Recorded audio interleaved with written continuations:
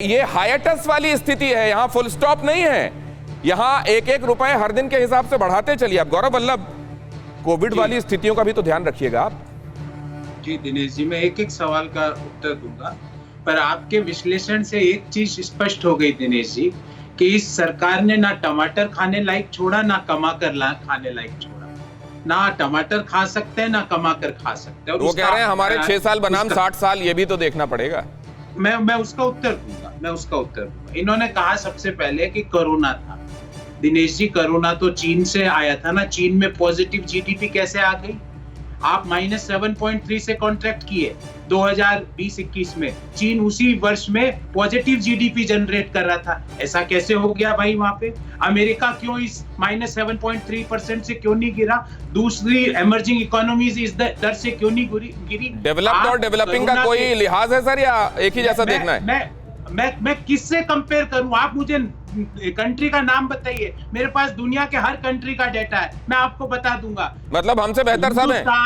हिंदुस्तान, मैं ये नहीं कह रहा, पर कुछ छोटपैया देश जिनके पास कुछ भी नहीं है, आप अगर सोमालिया से आगे रह के अपने आप को पद्म विभूषण देना चाहते हो तो मुझे लगता है ये गलत है। 5 कंट्रीज बताइए सर जिनसे कंपेयर करना चाहिए हमको और जिनके मुकाबले हम बदतर हैं। आप चाइना से कंपेयर कीजिए, एमर्जिंग इकोनॉमी है। आप चीन से कंपेयर कीजिए, चीन का पॉजिटिव ग्रोथ था, आपका -7.3% ग्रोथ रहा। आप ब्राजील से कंपेयर कीजिए, आप रशिया से कंपेयर कीजिए, जिन देशों के साथ हम ब्रिक्स समूह बनाते हैं उनसे कंपेयर कीजिए। आप पाएंगे कि उन 5 देशों में से 4 से हमारी जीडीपी की दर है वो नीचे है, हम उन चौथे नंबर पर है। तो क्या इन सवालों का जवाब नहीं लेना चाहिए? दूसरी बात, आपने एक प्रोफेसर साहब ने बोला एफडीआई। सर, 3% लोगों की आय बढ़ी है देश में, 97% की कम हुई है। ये एफडीआई उन 3% के लिए आई है। और ये मैं नहीं कह रहा, centre for monitoring of Indian economy CMIE का डाटा है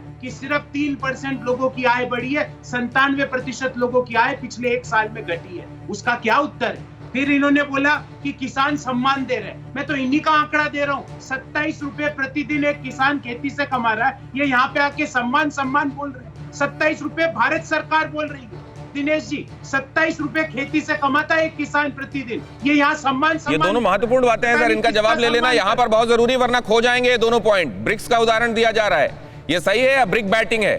और दूसरे, किसी भी वर्ग को राहत क्यों नहीं है? अग्रवाल साहब देखिए दिनेश जी, 2 बातें मैं कहना चाहता हूं, उसके बाद मैं ज़्यादा कांग्रेस के सरकार के दुष्कर्मों के बारे में नहीं बोलूँगा। 2015 से पहले हम विश्व की फ्रेजाइल 5 इकोनॉमी में थे, बॉटम के 5। आज विश्व की सबसे तेज बढ़ती हुई इकोनॉमी के रूप में भारत स्टैब्लिश हो गया है। एफडीआई को देख लीजिए और चीज़ें, तो फ्रेजाइल 5 से वर्ल्ड की टॉप फास्टेस्ट ग्रोइंग इकोनॉमी के रूप में आए। तो फ्रेजाइल 5 क्यों थे, ये जवाब दे देंगे बाद में, आप पूछ लेना, नहीं तो ये लिख के दे देंगे।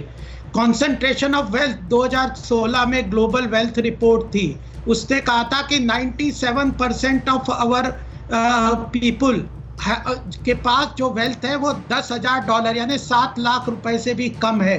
तो इनने 65 साल 70 साल से। अग्रवाल सर, माफ कीजिएगा, नहीं तो फिर आप नहीं, अच्छा ठीक है, नहीं एक बात, नहीं डेटा नहीं, आप मुझे वो बता दीजिए, वो समझा दीजिए। एक लास्ट पॉइंट और बोलने दीजिए, या तो इनसे डेटा मत बुलवाया करिए, फिर डेटा बुलवाएंगे तो डेटा बोलिए, जल्दी से कंप्लीट कीजिए। ये जो एग्रीकल्चर सर्वे रिपोर्ट हुई थी 2012-13 में और अभी 21 में, इससे 59% एग्रीकल्चर सेक्टर की इनकम बढ़ी है। 59% हम एग्रीकल्चर सेक्टर की इनकम बढ़ा रहे हैं। 60% से एग्रीकल्चर सेक्टर के किसानों की आय। अब मैं जरा एक आदमी जो आपको इस समय देख रहा है, सुनिए तो आपने जवाब दे दिया, प्रोफेसर गौरव वल्लभ को जवाब मिल गया होगा सर। परवाह देश की, सोमवार से शुक्रवार रात 10 बजे TV9 भारतवर्ष पर।